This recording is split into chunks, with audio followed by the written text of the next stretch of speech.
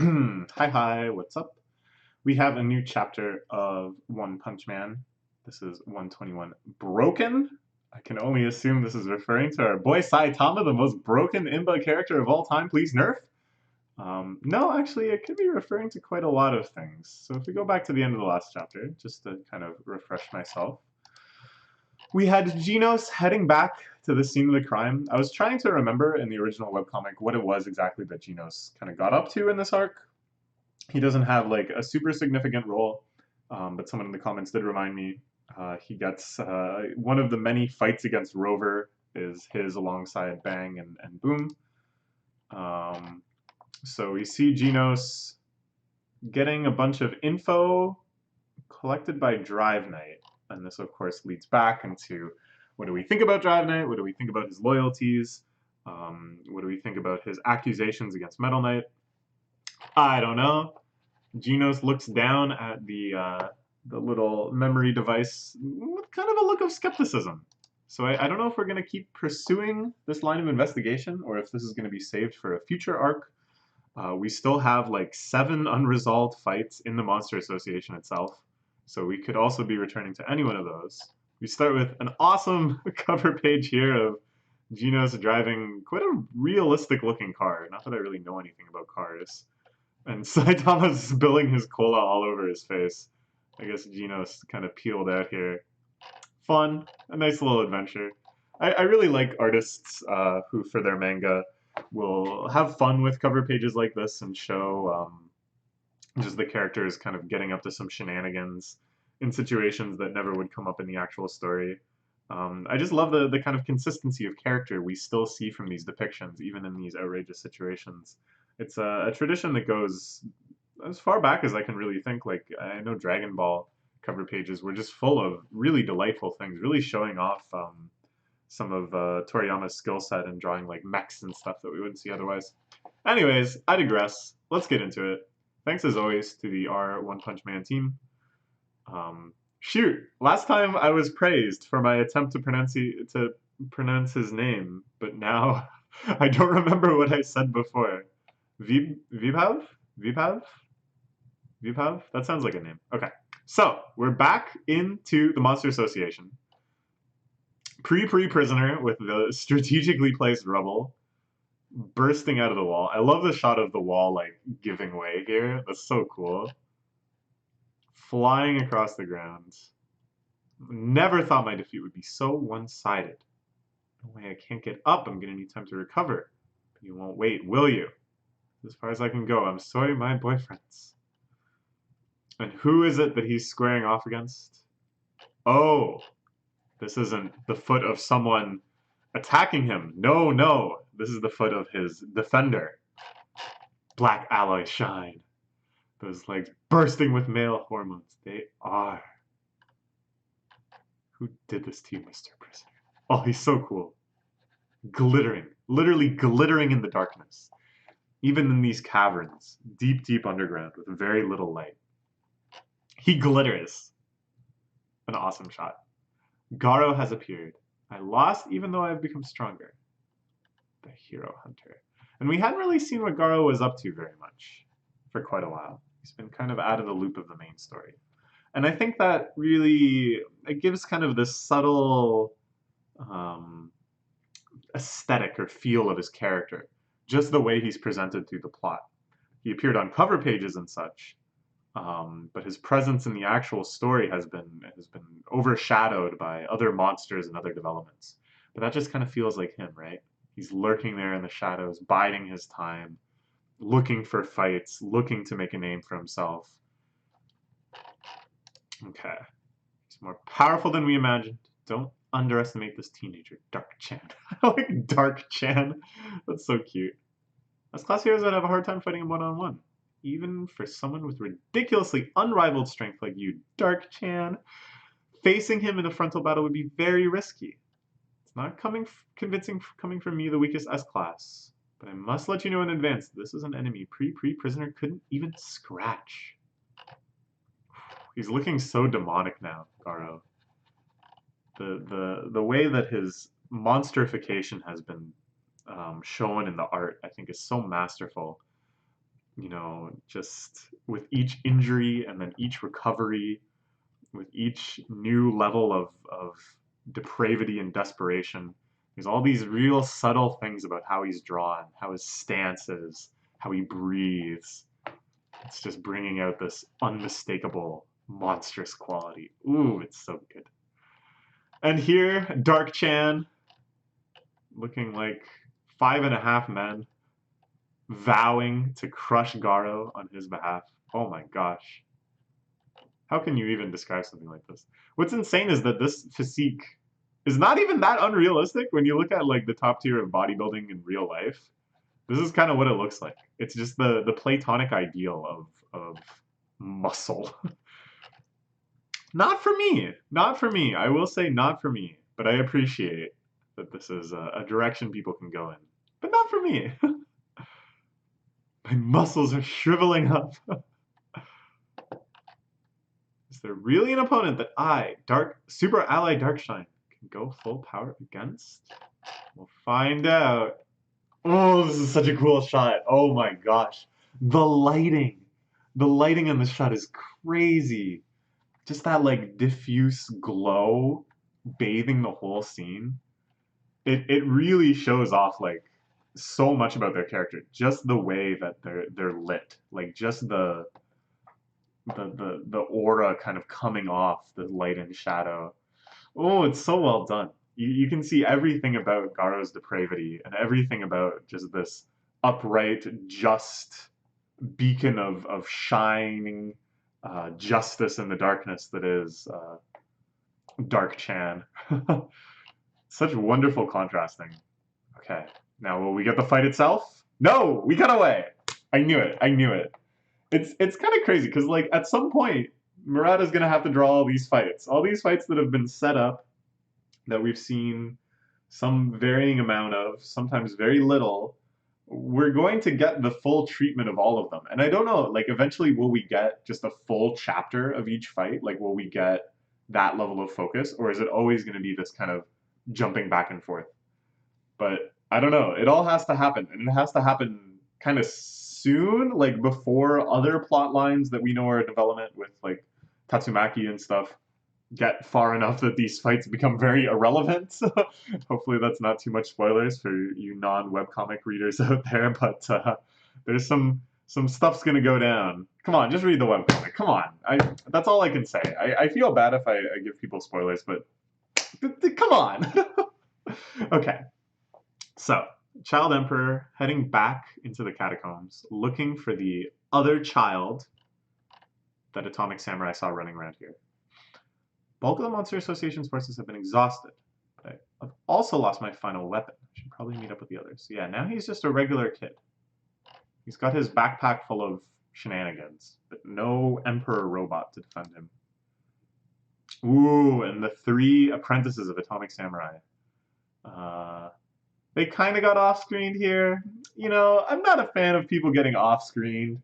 Like, I know that it makes it kind of more ominous and mysterious, just how powerful is that foe. But it's like, you know, you feel bad for them. They were trying their best. Be nice if they lost on panel. I will say, though, we saw them pretty much lose. Natural Evil Water was, like, really giving them the business. It's not like we thought that they could have any hope of winning.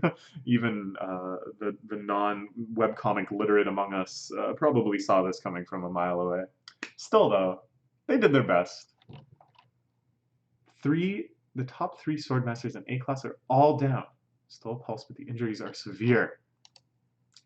This is bad. Get away from here. It's still in the vicinity. Oh, the way Natural Evil Water is depicted is so cool. Like, I talk a lot when I read these series, like Shonen Battle series, about depictions of speed. This is something that really interests me. Like, how do you make something look really fast when it's just a static image? And especially, how do you, like, tier things? How do you show this is faster than that already fast thing we saw before? And I think the way it's done here, we have this one panel of Child Emperor, like, reacting to something. And it's not even so much that he sees something coming, he just has that instinct. And then the water has already like gone through this whole panel and is already like smashing into the back wall. It's instant. It's just the water is there. Oh, it's so good. It's here, run. That's a cadre. Hurry up and run. Living organism? Did this thing defeat the 3 swordmasters? This is a level dragon. Somehow I feel this is a more winnable fight than Phoenix Man. Understandable. Phoenix Man was pretty broken. He just kept coming back. He was able to revive the dead. He was becoming more and more powerful with each transformation. It's understandable that you see this and it looks like a slime. It looks like a low-level enemy. I'm watching, well, I don't think I'm actually going to watch it. I watched the first episode of that show this season. The hero is super overpowered, but also super cautious. Something along these lines. And I thought it was fine. It was well animated, but I don't know. It's not really my cup of tea. But I did find the scene where he encounters the slime and he just hits it with his most powerful attacks over and over and over again to be really, really funny. That like actually cracked me up. And the animation there was great. But this is actually how you have to treat natural evil water. That would not be overkill for natural evil water. It might not even be effective. Oh, let's see. If I recall from the webcomic, Child Emperor has like a similar misunderstanding where he thinks this is just like some low-level mob. So I'm hoping that it has... Oh no, that's quite intimidating. I can kind of recall from the webcomic, maybe I'm just imagining this, but isn't there a panel where Child Emperor is like looking at it and it's just this like really silly looking tiny blob? It's got like the eyeballs going in different directions and stuff. Like it's kind of like this, but this is definitely way scarier looking. This looks certifiably badass. I love enemies like this. Any like water entity like Morpha in Ocarina of Time I think is such a cool boss. Okay. So what will Child Emperor try? Ooh, yeah, this shot. The shot with just the eyes looking at him. That's the kind of thing I was remembering. Blasts, the fish leaping out and attacking. See, I don't know. I almost disagree. Something I really liked about Natural Evil Water in the webcomic is that it was literally just water. And all it did was just shoot water at you. And it was extremely unkillable because it was just water. And all it did was blast you with water. Like, what could you do? Now that it has, like, the fish, I don't know. It's cool, but it feels unnecessary. I liked that this one enemy was so simple. That all of the other enemies had like various techniques and forms and transformations, but that this one was like, okay, but this is unwinnable. Like, there's nothing we can do about this. Whereas here it's like, oh, well, you can cut up the fish and that would help. You know, I don't know. Okay, let's move. Wow, the fish are strong though. Just biting right through Child Emperor's equipment. Can control fish? No. It's just the symbiotic relationship between the fish and the strange body of water. He sees the broken sword on the ground. A pretty ominous sign. Whoa. Child Emperor's like battle stances and stuff are pretty cool. This is what gets me. Okay, so I made that video a while ago that you may have watched about how to kind of analyze what Drive Knight was saying, how to try to foresee what direction the manga might go in. Anyways, near the end, I floated my theory that Child Emperor was a robot. And there's actually quite a lot of counter evidence. It is not a good theory. It shows me for not rereading things and assuming I remembered them. But here's my thing though, because Child Emperor, he's like a super brilliant kid, but then his athletic prowess is also really amazing. So is it just that he's that gifted and talented that he had the time both to learn all of this amazing scientific knowledge and also raise his physical abilities to such an extent? Now, I mean, it's ridiculous to read this manga and say, oh, that's unrealistic. But I don't know. Do you kind of feel what I'm saying? It's like, wouldn't it make sense if he was a robot? All right, whatever. Let's just move on. Whatever penetrated that steel blade left a circular mark. He's now clean the cut. The cut is. The attack is similar to a water jet cutter used for demolition work. Those things are really cool, by the way. You should watch some YouTube videos of that using hydrojets to carve stuff out. It's really neat, and it really shows you how scary natural evil water would be. Just touching it could be fatal. Absolutely must be avoided. I like this too. His monologue here during all of this like intense fight choreography. He's having like a Deku-esque running monologue of analysis. I like that. That's very different than most of the characters in this series, who are much more the punch first, ask questions later type. What it reminds me of is when Garou is fighting all the A-class heroes out near the shed in the woods. That had a similar sort of like tactics type vibe. I think it's a cool change of pace. Look at Child Emperor, he's grinning. What the hell? The normal battle is an extremely dangerous monster. It's great that I rushed here just in time because I have a way to deal with you. Whoa, my god, the Lego? Oh my god. That's so cool. I love that. Like the robot emperor he had before was like the perfect representation of like a child's dream of a robot, right? Like it had that real kind of iconic look to it. And now we're still kind of playing up the toy theme with the Lego robot. Oh my gosh. So this is a Lego snowman skier, complete with scarf fluttering in the wind. I love it. Holy crap, I love it. Ah, trying to freeze it. Very clever, very smart, very smart. But will it work? Looks like most of Natural Evil Water was caught up in the ice blast. It can't regulate its own body temperature. Didn't expect an enemy like this, but I'm still able to put the weapon I came up with it to good use.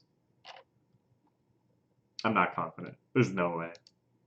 Oh, that's it. TTM greater than PvP confirmed. Wait, who's TTM? TTM? Who's like... I thought Genos was the second lowest. Or at least he was for a while. Who's TTM? What? Why can't I think of... Alright, whatever. Huh. It's a homophone for male version. Okay. PvP is obviously PP Prisoner. Why can't I think of who TTM is? Okay, we're gonna have to look up S-Class heroes. Hold on. I know this is just the shitpost. I know this is just a little joke put in the end of the chapter to have a laugh. But who's TT? Tank Top Master. Ah, yes, of course, of course. Tank Top Master. Okay, alright, good. Okay. Yeah, that's it. A good chapter, an awesome fight scene. It looks like maybe we are now returning to like major focuses on individual fights. Which I guess, you know, we did have a kind of a balance before, like the Nyan versus Drive Knight fight got quite a substantial amount of continued focus. But they're still going to be kind of setting stuff up too. It's a perpetual cycle of finishing what they started, but then just so there's no possible way you could be getting bored. Just in case you, for whatever reason, aren't feeling this fight against of Child Emperor against Natural Evil Water, which is a friggin' godlike fight, they'll set up some other fights for you too. You can look forward to these. It's crazy. What an amazing way to write a shonen arc.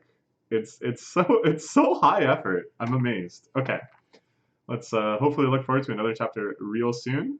I will see you then, of course. Bye bye.